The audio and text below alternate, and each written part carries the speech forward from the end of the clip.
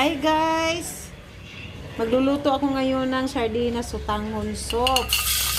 Ayun, mag-isa na ako ng bawang. Yan, hintayin ko mag-brown yan para mabango.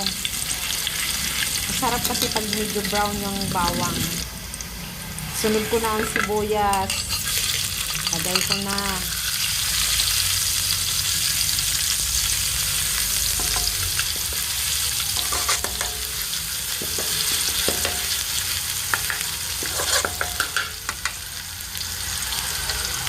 Tapos igisa ko na rin yung yung ulo ng yung sibuyas dahunan.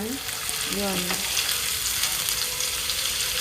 Yung ulo yan, hindi yung dahon. Yun, mabango na yung lahat-lahat.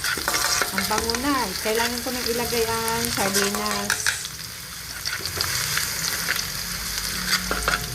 Yan, ilagay ko na ang sardinas.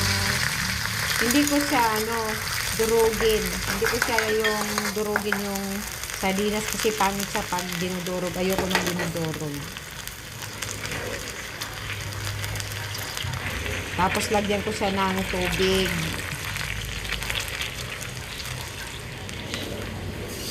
Medyo marami ang tubig ilalagay ko kasi sisipsipin ng sutanghon yan eh. Yan, dagdagan ko pa yan. Ayan. So, tama na ang tubig yan.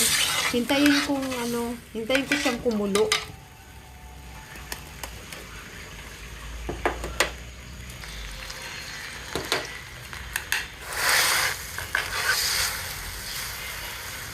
Lagyan ko muna siya ng asin para pag kulo na yan, lagay ko na agad yung sutanghon. Kasi madali lang ito lulutuin eh. Ayan na, kumulo na siya. Ilagay ko na agad ang sutanghon. Yan, lagay ko na yan.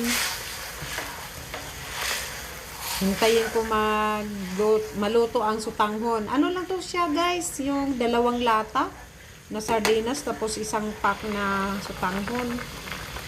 Ayun, ito na siya guys. Kulong-kulo na.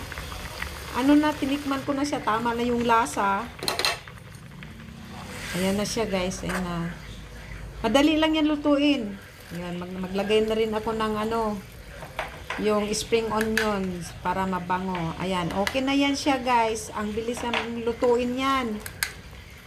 Napaka-simple yan. Pero masarap. Masarap ito kainin. Masarap siya iulam. Simpleng ulam pero masarap. Okay na yan guys. Thank you for watching. Bye.